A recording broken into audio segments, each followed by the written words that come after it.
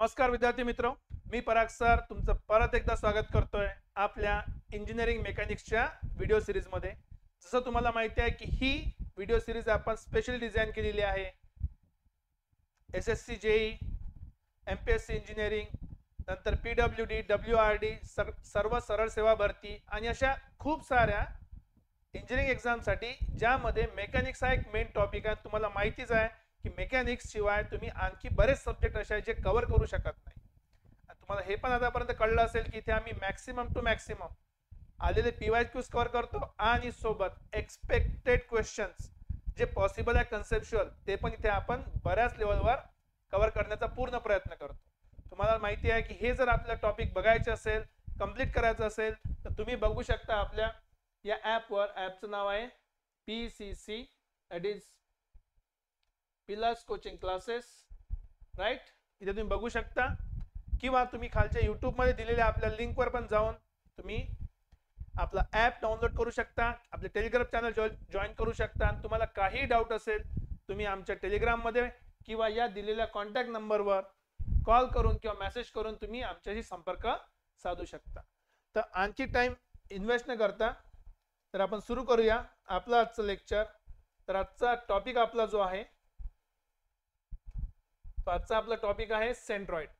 Centroid खूप महत्त्वाचा आहे कुठल्याही सिव्हिल किंवा मेकॅनिकल इंजिनियर साठी। सेंट्रॉइड शिवाय आपण मॅक्सिमम गोष्टी डिझाइन करू शकत नाही, स्ट्रक्चर बनवू शकत नाही। चुकीने बनवले स्ट्रक्चर काहीतरी बनवून जस्ट ट्राय करून, पण त्याचं ॲनालिसिस, त्याचं लोड ॲनालिसिस, बेंडिंग मुवमेंट किंवा फ्रॅक्चर पॉइंट वगैरे आपण बिना सेंट्रॉइडचं करू शकत नाही। साधं उदाहरण सांगायचं म्हणजे तुम्ही सगळ्यांना प्रयत्न केला असेल की आपण प्लेट असली म्हणजे आपण प्लेट फिरवतो बोटावर, बरोबर? असं प्लेट आहे, बोटावर फिरवतो। तुम्ही एकदम कॉर्नरला बोट ठेवून प्लेट फिरून बघा बरं, फिरणार आहे का? तर नाही फिरत। तर एक्झॅक्टली बोट कुठे असलं पाहिजे? आपलं सेंटरच्या खाली, कुठे? सर्कलच्या सेंटरच्या खाली। तेव्हाच काय होणार आहे, त्या सर्कलचा जो मोशन आहे ते काय होणार? बॅलन्स होणार आहे। मग ज्या पॉइंटवर तुम्हाला फोर्स द्यायचा आहे की ज्या फोर्समुळे तुमचा ऑब्जेक्ट स्टेबल राहणार, तो जो पॉइंट आहे त्याला आपण म्हणतो सेंट्रॉइड। त्याला आपण काय म्हणतो? सेंट्रॉइड। तर सेंट्रॉइड एक महत्त्वाचा पॉइंट आहे आणि याच्याशी रिलेटेड खूप सारे कन्सेप्ट आणि डायरेक्ट येणारे फॉर्म्युले हे पण तुम्हाला माहिती असले पाहिजे। तर हा व्हिडिओ नक्की बघा, विसरू नका आणि पॉइंट नोट डाऊन करा, ठीक आहे? सुरू करूया। बघा, सगळ्यात पहिला पॉइंट की सेंट्रॉइड आहे काय। तर डेफिनेशन एकदम सोपी आहे की सेंट्रॉइड कशामध्ये? एक प्लेन फिगर मध्ये। तर पहिला हा वर्ड लक्षात ठेवा की सेंट्रॉइड जो आहे तो आपण कशाचा काढतो? एका प्लेन फिगरचा काढतो। प्लेन फिगरला आपण एरिया म्हणतो किंवा त्याला जास्त ॲक्युरेटली सरफेस एरिया म्हटलं जाते, म्हणजे आपण सरफेस एरियाचा काढतो। किंवा याला आणखी एक मस्त वर्ड आहे, त्याचं नाव आहे लॅमिना। आणखी एक वर्ड काय चांगला, त्याचं नाव आहे लॅमिना। तर जेव्हा आपण सेंट्रॉइडची गोष्ट करतो तर सेंट्रॉइड जनरली, हा शब्द सेंट्रॉइड प्लेन फिगर साठी असतो, ज्याला सरफेस एरिया किंवा आपण लॅमिना असं पण म्हणू शकतो। तर हा पॉइंट आहे, तो पॉइंट काय? It is the point at which, म्हणजे ज्या ठिकाणी होल एरिया म्हणजे पूर्ण एरिया काय आहे? कॉन्सन्ट्रेटेड आहे। म्हणजे पूर्ण एरियाला जर तुम्ही एका ठिकाणी सपोर्ट दिला तर सगळ्याचा भार तो एकटा घेऊ शकतो, त्याला आपण सेंट्रॉइड म्हणतो। जसं एखाद्या घराचं सेंटर असते, आई वडील म्हणा, आई म्हणा किंवा वडील म्हणा, पूर्ण घराचा भार तो सांभाळतो, तो काय झाला? सेंट्रॉइड, ठीक आहे? जसं क्लासमध्ये पूर्ण क्लासची मस्ती सांभाळणारा माणूस कोण आहे? आपण मॉनिटर म्हणतो त्याला, तो पण काय झाला? एक सेंट्रॉइड। तर ज्या ठिकाणी सगळ्या एरियाचा काय भार सांभाळला जाते अशा पॉइंटला आपण काय म्हणतो? Centroid. The point at which the whole area can be considered to be concentrated. Concentrated actual मध्ये आहे नाही, पण आपण कन्सिडर करतो। कारण काय? बघा, सिंपल सांगतो। आता समजा हा आपला सर्क्युलर प्लेट आहे, तुम्ही याला रोटेशन न फिरवताय गोल गोल। आता फिरवताय म्हणजे काय? इथं बोटावर फिरवलं असेल, तुम्ही इथे फोर्स लावलाय। ऍक्च्युअल मध्ये बघा, हा पूर्ण प्लेट जे आहे, पूर्ण प्लेटवर फोर्स लागेल कुठला? की जर समजा या ठिकाणी काहीतरी खाली घेऊन चालला असेल फोर्स, तर सेम लॉजिक मध्ये इकडून पण खाली चालला असेल तर हा जो कपल आहे, हा कपल त्याला पडू देत नाही। किंवा तुम्ही असं समजा की जर या ठिकाणी जर कुठला मोशन आला रोटेशनल, बघा तुम्ही या पॉइंटच्या भोवती मोशन काढून बघा, मुवमेंट काढून बघा, काय येणार आहे? Force into perpendicular distance. Rotation केलं तर या टाइपची मुवमेंट येणार। तेच समजा या पॉइंटवर तुम्ही मोशन काढून बघितलं तर काय होणार आहे? आता ही मुवमेंट आली अँटी क्लॉकवाईज। तर सेम पॉइंट साठी दोन्ही साईडला, एका साईडला क्लॉकवाईज मोशन आहे, एका साईडला अँटी क्लॉकवाईज मोशन आहे. तर क्लॉकवाईज अँटी क्लॉकवाईज बॅलन्स होऊन टोटल मुवमेंट काय येणार आहे पॉइंटवर 0, म्हणून ते प्लेट खाली पडत नाही. हे लॉजिक आहे. मुवमेंट आपण बघितलं आधीच्या लेक्चरमध्ये. मुवमेंट काय असते, एखाद्या फोर्स पासून एखाद्या पॉइंटचा परपेंडिक्युलर डिस्टन्स आणि फोर्स इंटू डिस्टन्स म्हणजेच काय मुवमेंट. क्लॉकवाईज असेल तर आपण निगेटिव्ह घेतो, अँटी क्लॉकवाईज असेल तर पॉझिटिव्ह घेतो. हे आपले कन्व्हेन्शन्स आहे. तर हा लॉजिक आहे, त्याला आपण म्हणतो सेंट्रॉइड, कारण की याच्या भोवती दोन्ही साईडचं मुवमेंट काय आहे एकमेकाला बॅलन्स करेल आणि ते टर्न होऊन पडणार नाही, खाली बॅलन्स होईल. ओके. मग या सेंट्रॉइडच्या अनालिसिसचा पर्पज काय, का बरं आपण सेंट्रॉइडचं अनालिसिस करतो. तुम्हाला मी हिंट दिलेलीच आहे, ते पण बघू इथे.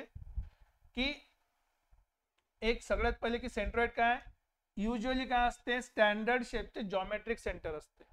कुठल्या शेपचे, स्टँडर्ड शेपचे. तर स्टँडर्ड शेप आपल्याला माहिती आहे कुठल्या स्टँडर्ड, सर्कल आहे, ट्रायंगल आहे.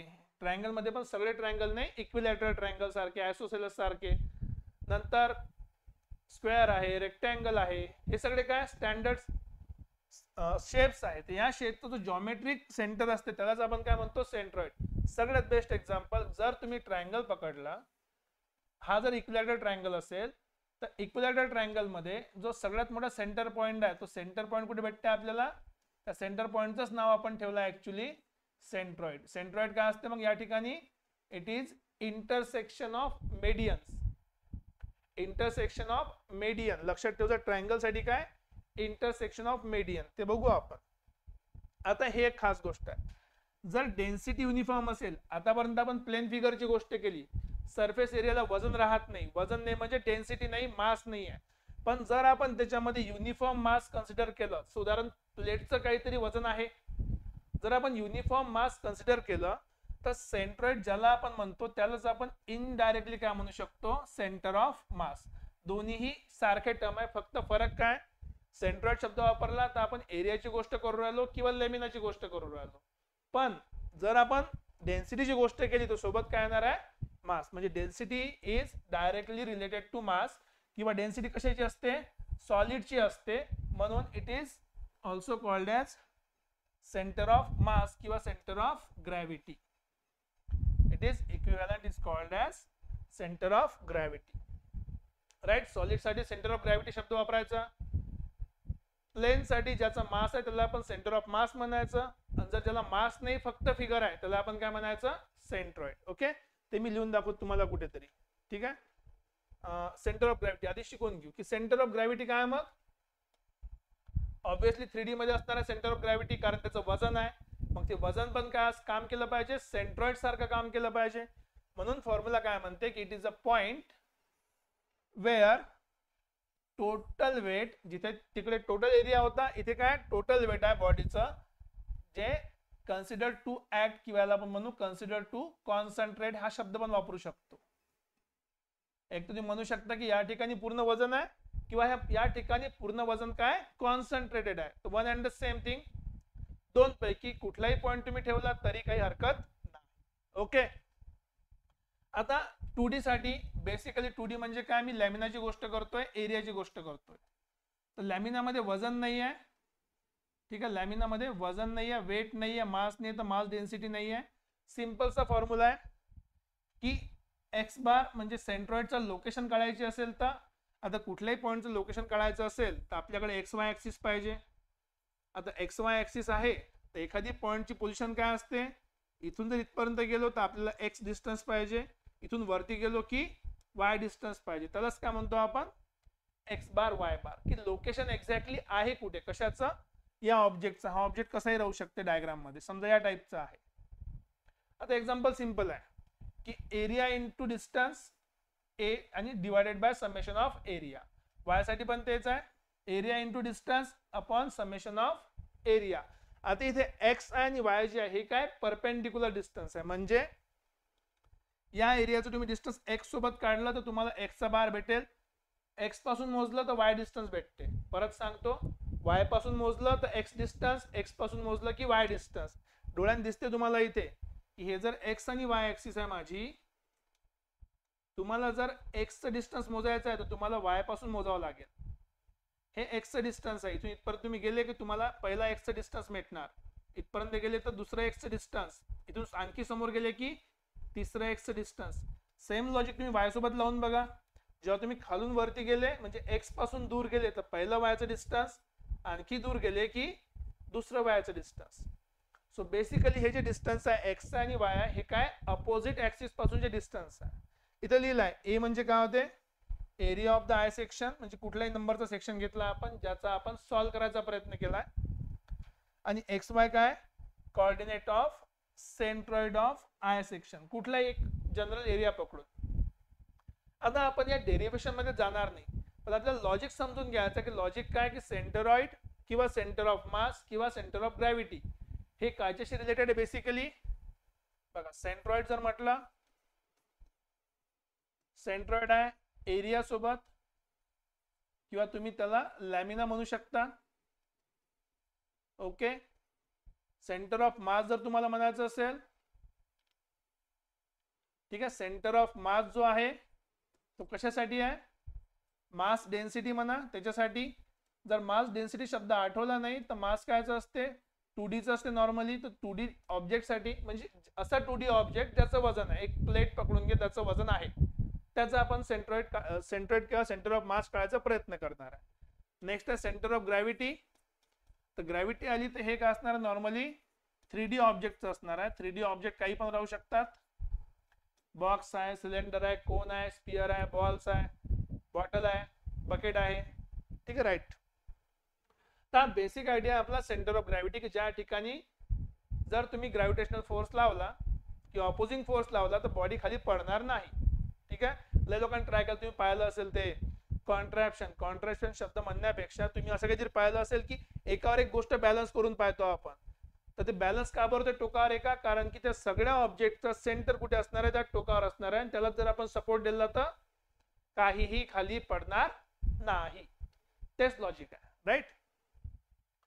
तर मग सेंट्रॉइड फाइंड करायच्या मेथड बघू आपण. सगळ्यात पहिलं तर इंटिग्रेशन मेथड आहे आणि जनरली सगळ्या ठिकाणी आपण वापरतो. तर लॉजिक काय याच्या मागे तुम्हाला सांगतो की लॉजिक असं आहे की एवढा मोठा एरिया समजा आपल्याकडे आहे, समजा या टाइपचा एरिया आहे, याला आपण एक्स वाय ऍक्सिस वर ठेवलं, हे एक्स ऍक्सिस आहे ही वाय ऍक्सिस आहे. मला याचा सेंट्रॉइड काढायचा आहे, पण कसा काढणार आहे, मी काय करतो याचा थोडासा एरिया घेतला, समजा हा माझा एरिया आहे, समजा डी ए म्हणजे छोटासा असल्यामुळे डी ए पकडला आपण, ठीक आहे. आणि याचा डिस्टन्स आहे एक्स पासून असेल समजा, वाय पासून असेल वाय आय, एक्स पासून असेल एक्स आय. जर मी अशा सगळ्या एरियाचं इंटिग्रेशन केलं तर मला काय भेटणार total area x into area. म्हणून आपण फॉर्म्युला काय बनला x bar equals to x into d a divide by d a. सगळ्याचं इंटिग्रेट केलं. सेम लॉजिक वाय सोबत पण आहे की वाय इंटू डी ए त्याचं इंटिग्रेशन डिवाइड बाय डी ए. हे कुठून आलं, हे आपल्या फॉर्म्युल्यावरून. समेशन आणि इंटिग्रल मध्ये जास्त फरक नाही, फक्त समेशन मध्ये आपल्याला एरिया एक्झॅक्टली माहित असते, इंटिग्रेशन करताना आपण एरिया एक्झॅक्टली लक्षात ठेवत नाही किंवा काढू शकत नाही. याच्यासाठी आपल्याला काय माहिती पाहिजे, इंटिग्रेशन करायसाठी आपल्याला काय पाहिजे, जो शेप आहे त्या शेपचं इक्वेशन माहिती पाहिजे. जर शेपचं इक्वेशन माहिती असेल तरच आपण इंटिग्रेशन करू शकतो, नाही तर इंटिग्रेशन करू शकत नाही. मग जर इंटिग्रेशन करू शकत नाही तर हे मेथड जास्त युजफुल नाही आहे. हे तेव्हाच युजफुल आहे ज्यावेळेस आपण त्याचा एरिया किंवा सरफेसचं इक्वेशन आपल्याला माहिती असेल. मग जर हे एरिया माहिती नसेल तर आणखी एक इंटरेस्टिंग मेथड आहे, त्या मेथडचं नाव आहे बघा प्लम स्ट्रिंग मेथड म्हणून नावाचं आहे. प्लम स्ट्रिंग मेथड, याचं आणखी एक नाव आहे स्टायनर म्हणून, याचं आणखी एक नाव आहे स्पेलिंग मध्ये, okay I think it is correct. He method काय, ही सगळ्यात जास्त यूज केलेली प्रॅक्टिकल मेथड आहे. ही मेथड यूज करतो आपण प्रॅक्टिकल मध्ये इरेग्युलर शेपसाठी. It is practical for irregular shape, कारण की ज्या शेपला आपण सॉल्व्ह करू शकत नाही त्याच्यासाठी ही मेथड जास्त इम्पॉर्टंट आहे. तो आपल्या सिलेबसचा पार्ट नाही, पण क्वेश्चन जर आला तर आपल्याला माहिती असलं पाहिजे की दोनच मेथड नाही आहे, आणखी पण मेथड आहे. तर प्लम स्ट्रिंग मेथड लक्षात ठेवजा, ठीक आहे. नेक्स्ट जे दुसरी मेथड आपल्याकडे आणखी आहे ती आहे मुवमेंट एरिया मेथड. याच नावाला आपण म्हणतो फर्स्ट मुवमेंट ऑफ एरिया, कारण की एकदाच आपण इंटिग्रेट केला, एकदाच आपण मुवमेंट घेतलाय. आता सांगितलं मुवमेंटचा कन्सेप्ट काय होता की हा जर प्लेट असेल, इथे तुम्ही फोर्स लावला असेल तर या फोर्समुळे येणारा मुवमेंट तो जर समजा क्लॉकवाईज असेल तर या ठिकाणी येणाऱ्या फोर्सचं मुवमेंट कसं असणार आहे अँटी क्लॉकवाईज, म्हणून ते मुवमेंटचीच गोष्ट सुरू आहे, फोर्स इंटू मुवमेंट. फक्त ते फोर्स नसताना त्याच्या जागेवर काय एरिया आहे, म्हणून एरियाचा मुवमेंट आहे. पहिल्यांदा घेतलाय तर फर्स्ट एरिया. ठीक आहे, तर काय म्हणते मेथड की sum of moments of area, ठीक आहे, sum of moments of area about an axis is divided by total area. म्हणजे हाच फॉर्म्युला आहे जो आपण इथे लिहिलाय की sum of moment of area divided by total area. एवढंच आहे, काही वेगळं नाही आहे, फक्त लिहायची पद्धत वेगळी लिहिली आहे, नाव दिलंय त्याला. Right, okay. आणखी बाकीचे काही काही मेथड बघून घ्या. ही आहे मेथड कंपोजिट एरिया मेथड. नावच सांगते कंपोजिट. कंपोजिट असेल याचा अर्थ काय, मोर शेप्स आहे याच्यामध्ये, मोर रेग्युलर शेप. म्हणजे रेग्युलर जे आपण नेहमीचे वापरतो तेच शेप आहे, पण एकापेक्षा जास्त असल्यामुळे आपल्याला त्याला वेगवेगळं करून सॉल्व्ह करावं लागते. लिहिलं आहे इथे की divide the given shape into simple and known geometries. म्हणजे ट्रायंगल असू द्या, रेक्टँगल असू द्या, सर्कल असू द्या, सेमी सर्कल. तर हे एखादी गोष्ट जे मिक्सअप आहे, उदाहरणार्थ समजा हा घर आहे काढला आपण ड्रॉइंग मध्ये, तर या घरमध्ये दोन शेप आहे. कुठला, हा आहे पहिला ट्रायंगल आणि हा आहे एक रेक्टँगल. दोन शेप सेपरेट केले, त्याला सॉल्व्ह केलं आणि त्याला ऍड करून आपल्याला काय भेटला, कंपोजिट एरिया मेथड. ठीक आहे. एक सगळ्यात महत्वाचा पॉइंट आहे सिमेट्री मेथड. जर एखादी गोष्ट सिमेट्रिक असेल, if the figure is symmetrical, तर ज्या ऍक्सिस भोवती सिमेट्री आहे तिथंच हमेशा काय असणार आहे, centroid. Then the centroid lies, लक्षात ठेवता, on the axis or axis of symmetry. जर कुठल्याही केसमध्ये सिमेट्री आपल्याकडे असेल तर प्रत्येक सिमेट्रीवर काय असणार आहे, सेंट्रॉइड. म्हणजे उदाहरणार्थ समजा हे तुमचं पुस्तक आहे आणि तुम्हाला माहित आहे या पुस्तकच्या राईट साईडचा आणि लेफ्ट साईडचा पार्ट कसा आहे, सारखा. तर तुमचा जो पॉइंट असेल सेंट्रॉइडचा तो या लाईनवर कुठेतरी असणार आहे. ही काय झाली तुमची सेंट्रॉइडल ऍक्सिस. समजा हे काय झालं तुमची सेंट्रॉइडल ऍक्सिस. तुम्ही कुठल्याही साईडला जायच्या, इकडे किंवा तिकडे, काय भेटणार तुम्हाला, सेंट्रॉइड भेटणार. ठीक आहे, पण या ऍक्सिस वरच असेल, कारण की ते काय सिमेट्रिक आहे या ऍक्सिसच्या भोवती. ओके. Next experimental method. हेच एक्सपेरिमेंटल मेथडला आपण नाव दिलेलं आहे ऍक्च्युली प्लम स्ट्रिंग मेथड किंवा प्लम वेट मेथड पण वापरल्या जाते. आणि त्याचं आणखी दुसरं नाव काय, स्टायनर मेथड. आणखीच नाव काय, स्टायनर मेथड. ठीक आहे. सो कुठल्याही इरेग्युलर लॅमिनासाठी हे प्रॅक्टिकल आहे, जे कॅल्क्युलेट करू शकतो. इंटिग्रेशन करायला आपल्या मागे एक कंपल्सरी रूल असतो, तो म्हणजे त्याचं इक्वेशन आपल्याला माहिती पाहिजे. ठीक आहे. याच्यामध्ये काय करतो आपण, सस्पेंड करतो, डिफरंट व्हर्टिकल हॉरिझॉन्टल लाईन काढतो. ज्या ठिकाणी सगळ्या लाईन क्रॉसअप होतात त्याला आपण काय म्हणतो, सेंट्रॉइड म्हणतो. तर हे बेसिक आयडिया आहे या याची एक्सपेरिमेंटल मेथडची. ठीक आहे. आता आपण काही स्टँडर्ड डायग्राम बघूया. जे स्टँडर्ड जॉमेट्रिकल शेप आहे, कॉमन जॉमेट्रिकल शेप आहे. ठीक, कॉमन जॉमेट्रिकल शेप. सगळ्यात पहिला रेक्टँगल, कारण की मॅक्सिमम ठिकाण तुम्हाला काय भेटणार आहे, रेक्टँगल. तर एक दिले आपल्याला विड्थ बी. समजा ही पूर्ण विड्थ किती आहे, बी आहे. पूर्ण हाईट किती आहे, एच. तर अशा केस मध्ये जो सेंटर असेल, हा सेंट्रॉइड सेंटर, तो कुठे असणार आहे, एक्स डायरेक्शन मध्ये b/2, वाय डायरेक्शन मध्ये h/2. इथे इम्पॉर्टंट लक्षात ठेवजा, जेव्हा आपण एक्स बार लिहितो याचा अर्थ काय, इन एक्स डायरेक्शन. कुठे, इन एक्स डायरेक्शन. जर एक्स डायरेक्शन मध्ये घेतलं म्हणजे डिस्टन्स कुठून मोजलाय, डिस्टन्स मोजलाय फ्रॉम वाय ऍक्सिस. जर आपण एखादी गोष्ट एक्स बार म्हणजे होते from in x direction, in x direction म्हणजे आपण कुठून मोजले value, it is from Y axis किंवा वाय ऍक्सिस अलॉंग मोजली आपण. तर b/2 म्हणजे की एक्स बार इक्वल टू जो आपण लिहिलाय b/2.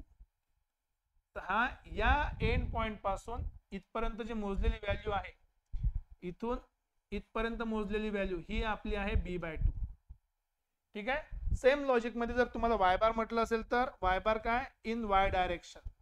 ऍक्च्युली वाय पासून ने मोजलाय, ते काय वाय डायरेक्शन मध्ये आहे. So it is from x axis किंवा एक्स लाईन वाली जी असेल ते, इथे वाय बार काय असते, वाय डायरेक्शन मध्ये चाललो तर बेसिकली h/2. सो इथून इथपर्यंत b/2 घेतला, इथून इथपर्यंत काय आलो आपण h/2 आलो. तर हा जो पॉइंट आहे आपला, this becomes our centroid of rectangle, right. आता बघा यात पण सांगतो एक इम्पॉर्टंट गोष्ट, इथे फक्त आपण रेक्टँगल वर्ड वापरलाय. रेक्टँगल मध्ये बरेच शेप येतात. कुठले कुठले शेप येतात रेक्टँगल मध्ये येतात? ऑलरेडी ऍक्च्युअल जो असते रेक्टँगल तोच असते. त्याच्यामध्ये आणखी एक शेप येतो, त्याला म्हणतो आपण स्क्वेअर. आणखी एक शेप येतो, त्याला आपण म्हणतो रोम्बस. त्याला आपण आणखी एक शेप असतो, त्याला म्हणतो आपण पॅरलेलोग्राम. असे बरेच आहे, ठीक आहे. आणि तुम्ही एक पण गोष्ट बघू शकता इथे, की जर तुम्ही इथे व्हर्टिकल लाईन टाकली तर लेफ्ट साइडचा आणि राईट साइडचा एरिया कसा आहे, सेम आहे.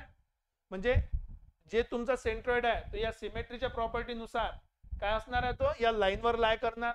सेम लॉजिक, एक हॉरिझॉन्टल लाईन टाकली सेंटर मधून, त्याच्या वरचा एरिया आणि खालचा एरिया तो पण काय सिमेट्रिक आहे. म्हणजे तो पॉइंट पण या दोन लाईनच्या इंटरसेक्शनवर लाय करणार. म्हणून या ठिकाणी काय तुमचा सेंट्रॉइड आहे, ठीक आहे. नेक्स्ट आपला आहे ट्रायंगल. ट्रायंगलला काय असते, एक असते बेस, एक असते हाईट. तर समजा हा आपला बेस आहे, बेसचं नाव आहे आपण ठेवलाय बी, ही आपली हाईट आहे एच. आणि बघा एक सांगतो, हा ट्रायंगल असा ठेवला, तुम्ही त्याला उलटा करा तिरपा करा तर हा बेस बनणार, हा हाईट बनणार, त्याला फरक पडत नाही. हाईट हमेशा अपोजिट लाईन पासून इथपर्यंत असणारा जो काय पॉइंट आहे परपेंडिक्युलर असली पाहिजे अपोजिट साइडवर, तेव्हा त्याला आपण काय म्हणतो, हाईट म्हणतो. आता यानं काय म्हटलंय, हा शब्द लक्षात ठेवा, फ्रॉम बेस आणि अलॉंग द हाईट. बेस पासून हाईट कडे, या बेस पासून जेव्हा आपण हाईट कडे जातो, ही जी लाईन आहे ही सेंट्रोइडल लाईन ही हमेशा असते h/3. किंवा जर तुम्ही टॉप पासून मोजलं, कुठून मोजलं, आता समजा जर समजा टॉप पासून मोजलं, टोटल किती होता आपला h होता, खाली गेलं h/3. तुम्ही जर याला सॉल्व करणार तुम्हाला काय भेटणार 2h/3.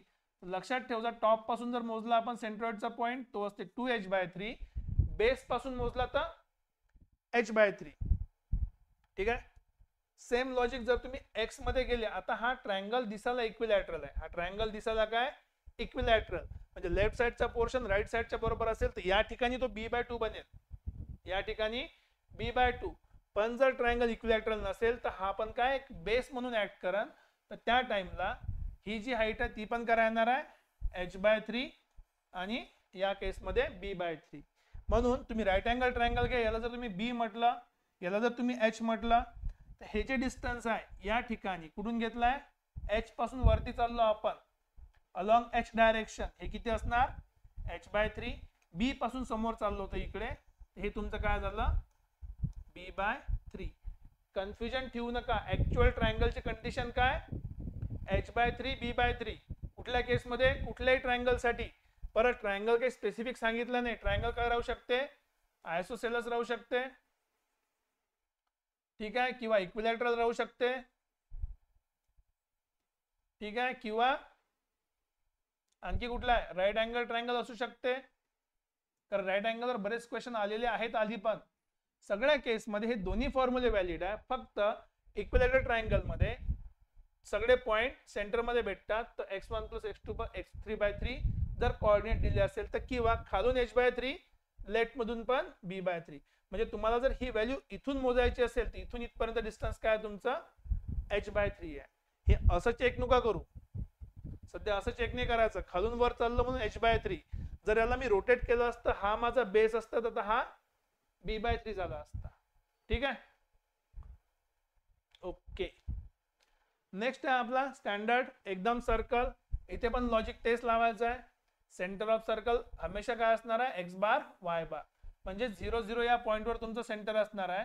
आणि तुम्हाला सर्कलचं माहिती आहे, सेंटर मधून लाईन काढा, वरचा खाली सिमेट्री आहे, खाली पण सिमेट्री आहे.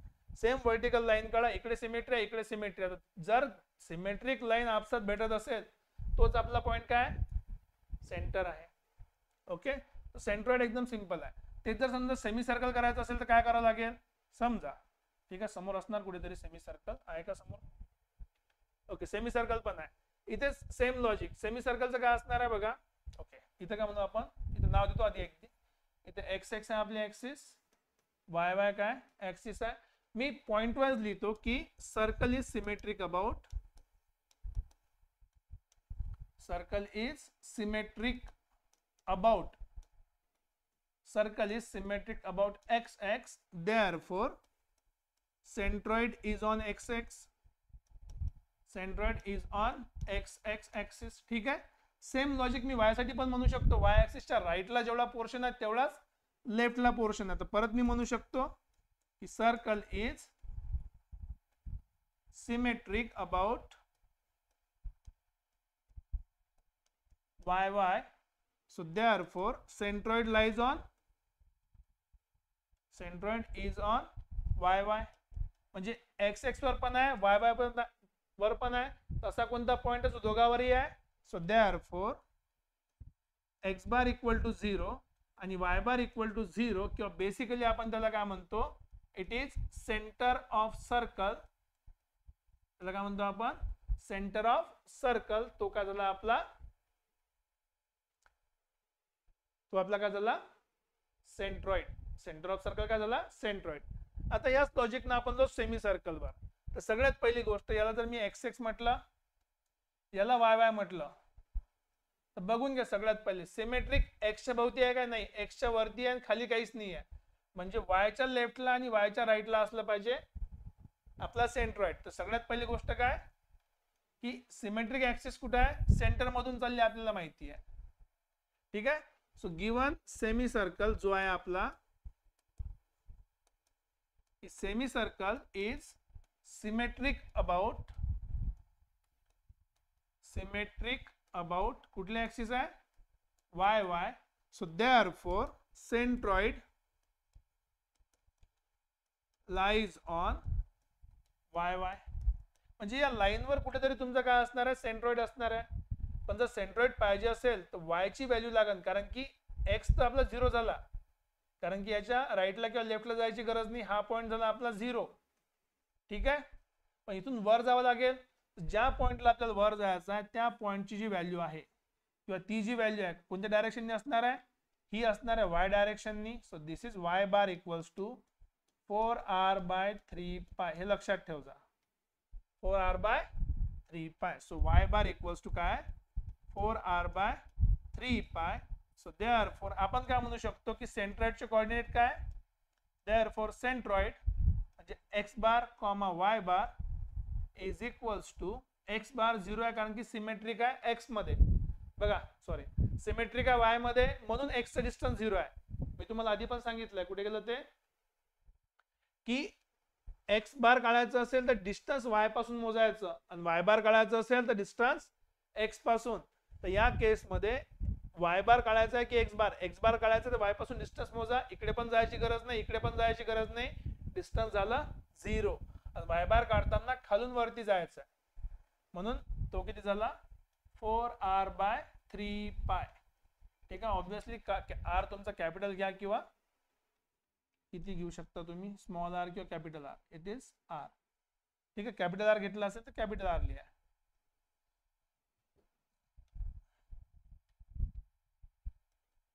राईट. हे सेमी सर्कल. तेच जर समजा आपण क्वार्टर सर्कल घेतला तर परत सेम लॉजिक, आधी लॉजिक चेंज नाही करायचं, कारण की इथून पण सिमेट्री नाही, इथे पण सिमेट्री आहे. तर सगळ्यात पहिला पॉइंट काय, नो सिमेट्री, कुठलीही सिमेट्री नाही. जर सिमेट्री नसेल तर ऍक्सिस, कुठल्या ऍक्सिसवर पण आपला सेंट्रॉइड राहणार नाही. जर कुठल्याच ऍक्सिसवर सेंट्रॉइड नाही, म्हणजे सेंट्रॉइड कुठे असणार आहे, मध्ये कुठेतरी, तर सेम पॉइंट या डायरेक्शन मध्ये आपण गेलो तो असणार आहे 4r/3π. आणि खालून वरती मोजलाय म्हणजे एक्स एक्स पासून मोजलाय, तर हा झाला आपला Y bar. Same logic, Y पासून मोजलाय तर हा आपला झाला X bar equals to 4r/3π. Right. सिंपलच आहे. सो देयरफॉर सेंट्रॉइड जो तुमचा आहे X bar Y bar, it is equals to 4r/3π. दोन्ही केस मध्ये सारखीच केस आहे, इथे पण काय असणार आहे 4r/3π. हे झाली सेंट्रॉइडची केस. ठीक आहे. आता आपण जाऊया काही क्वेश्चन, एकदम स्टँडर्ड क्वेश्चन आहे. आता हा क्वेश्चन आलेला आहे SSC JEE 2019 मध्ये. कशाविषयी म्हटलं आहे की centroid of right angle triangle. आपल्याला फरक पडत नाही की ट्रायंगल कुठला आहे, राईट अँगल असू द्या, का लेफ्ट अँगल असू द्या, किंवा साधा असू द्या. या बेस पासून जाणार तुम्ही, तर तो काय, समजा बेस दिलाय B, हाईट दिली आहे H, इथून गेलो तर तो झाला आपला h/3. इकडून राईट साईडला जर आपण गेलो तो आपला झाला b/3. So h/3 comma b/3. पण बेस पासून विचारलं तर खालून वरती किती आहे फक्त h/3 is the correct answer. Centroid of semicircle of radius r lies at the distance from the center. Centre पासून डिस्टन्स आपण ऑलरेडी पाहिले सेमीसर्कलचा स्टँडर्ड क्वेश्चन आहे. सेमीसर्कल सेंटर पासून, आता कोणी सेंटर पासून म्हटलं म्हणजे वरती जायचं आहे तर 4r/3 पाय. सो करेक्ट आन्सर आहे 4r/3 पाय. याची काही गरज नाही. ठीक आहे. फ्रॉम सेंटर म्हटलं तर सेंटर पासून दूर जाणारा पाहिजे, वरती किंवा खाली. Centre of pressure of a plane surface in a liquid lies. आता हा दिसायला हायड्रोस्टॅटिकचा क्वेश्चन आहे, पण आपल्याला माहिती आहे की हा जर प्लेन असेल इथे काय असते सेंटर ऑफ बायन्सी किंवा सेंट्रॉइड म्हणा येते, जी म्हणजे सेंट्रॉइड होते. तर जर हा प्रेशर खाली टाकत असेल तर याला खालून बॅलन्स करायला काय असते बायन्सी असते. काय असते बायन्सी. ते तुम्ही आपल्या फ्लुइडच्या लेक्चरमध्ये जाऊन चेक करू शकता की बायन्सी आहे. तर बायन्सी हमेशा काय असणार आहे सेंट्रॉइडच्या खालून सपोर्ट करणार आहे. सो ऍट सेंट्रॉइड ओके बरोबर आहे, पण तो सेंट्रॉइडवर प्रेशर लागणार आहे. पण फ्लुइड सेंटर ऑफ प्रेशर म्हणजे फ्लुइडचं प्रेशर आहे ते कुठे लागते सेंट्रॉइडच्या खाली. अबाउट लागू शकत नाही, फ्लुइड तर वरती आहेच नाही, तरंगू राहिला तो. सेंट्रॉइडवर विचार केला तर सेंट्रॉइडवर लॅमिनाचा सरफेसचा प्रेशर लागते, फ्लुइडचा लागत नाही. परत क्वेश्चन आला centroid of right angle triangle. आताच माहिती आपल्याला b/3 आणि h/3. So correct answer option number B. Okay simple आहे. Next for a quarter circle of radius. पण लक्षात ठेवायचं की क्वार्टर सर्कलची गोष्ट केली आहे तर क्वार्टर सर्कल साठी फॉर्म्युला काय होता 4r/3 पाय x बार साठी, आणि परत सेम होता 4r/3 पाय y बार साठी. सो 4r/3 पाय 4r/3 पाय that is correct answer. Which method is based for irregular lamina. इथे सांगितलं नाही की आपल्याला इक्वेशन माहिती आहे की नाही माहिती आहे. आपल्याला माहिती नाही तशा वेळेस प्लम लाईन एक्सपेरिमेंट महत्वाचा आहे. हा क्वेश्चन आलेला आहे कुठल्या तरी वर्षी, मेन्शन नाही केलाय तो, आणखी परत येईल कदाचित मग. सो सिमेट्री तर माहित नाही, कारण सिमेट्री कशी राहणार, शेपच काय आपला इरेग्युलर, शेप इरेग्युलर आहे तर सिमेट्री राहणार नाहीच. इंटिग्रेशन साठी काय पाहिजे आपल्याला इक्वेशन पाहिजे, आणि कंपोजिट साठी काय पाहिजे स्टँडर्ड शेप्स पाहिजे. दोन्ही नाही आहे, कारण की शेप कसे आहे आपला दिलेला शेप काय आहे इरेग्युलर शेप आहे, तर दोन्ही गोष्टी चालणार नाही. सिमेट्री तर राहणारच नाही. तर शेवटी आन्सर काय उरलाय प्लम लाईन एक्सपेरिमेंट. नाही आठवलं तर लॉजिकली कसं एलिमिनेट करायचं हे पण तुम्हाला समजलं पाहिजे की तीन गोष्टी होऊ शकत नाही, म्हणून शेवटचा चौथा ऑप्शन आहे. ठीक आहे. नेक्स्ट अ लॅमिना शब्द पाहून घ्या. लॅमिना आहे a lamina made of two triangles of equal area. Two triangles of equal area mirrored about vertical line. Vertical line सोबत काय केलंय मिरर केलाय. ठीक आहे. तर एक ट्रायंगल काढून घेऊया आपण पहिले. समजा हा ट्रायंगल आहे, एक वर्टिकल लाईन पाहिजे आपल्याला. आता वर्टिकल लाईन जर समजा मी इथे काढली अशी, आता याचा मिरर केला. मिरर माहिती तुम्हाला मिरर कसा असते सेम सारखा दिसणारा ट्रायंगल. आता त्यानं काय म्हटलंय की सेंट्रॉइड कुठे आहे त्याचा हॅज सेंट्रॉइड ऍट. जर तुम्ही याला मिरर पकडलाय दिस इज युअर मिरर, तर बेसिकली काय झालाय हा झाला आपला सिमेट्रिक ऍक्सिस, हा काय झाला आपला सिमेट्री. आणि आपल्याला माहिती आहे की या सिमेट्रिक लाईनवर काय असते हमेशा आपला सेंट्रॉइड असते. एक्झॅक्टली माहित नाही कुठे आहे, पण या सिमेट्रिक लाईनवर काय असणार आहे आपला काय असणार आहे centroid. It is our symmetric axis. कुठे आहे माहिती नाही, याचं पण माहित नाही. लेफ्ट ट्रायंगल बिलकुल नाही. राईट ट्रायंगल जर लेफ्टला नाही तर राईटला पण राहू शकत नाही. मग कॅन नॉट बी डिटरमाइंड. आपण अर्धच सांगितलं आहे ना की या लाईनवर आहे म्हणून कुठेतरी. So it is wrong. It is always on the line of symmetry. ठीक आहे. तर तुम्हाला पॉइंट समजले असेल की सेंट्रॉइड बेसिकली काय आहे, सेंट्रॉइड आपण कशासोबत डील करतो, त्याच्या मेथड कुठल्या कुठल्या आहे, आणि त्याचा इम्प्लिकेशन्स काय ते अप्लिकेशन्स काय ते आपण पुढच्या येणाऱ्या लेक्चरमध्ये बघूया. इथपर्यंत तुम्हाला काही डाऊट नसेल असं मी होप करतो. कन्सेप्ट समजले असतील, समजत असेल आवडत असेल तर लाईक करत चला. खाली आपल्या डिस्क्रिप्शन मध्ये बाकी प्लेलिस्ट आहे, सोबत आपलं टेलिग्राम आणि ऍपचं पण काय लिंक तुम्हाला भेटणार. ऍपचं नाव आहे PCC प्लस कोचिंग क्लासेस. आणि तुम्हाला माहिती आहे की या ठिकाणी आपले सर्व व्हिडिओ लेक्चर्स अवेलेबल असणार आहे. तर भेटूया परत पुढच्या लेक्चरमध्ये. नवीन कन्सेप्ट सोबत. Till then take care. Thank you very much.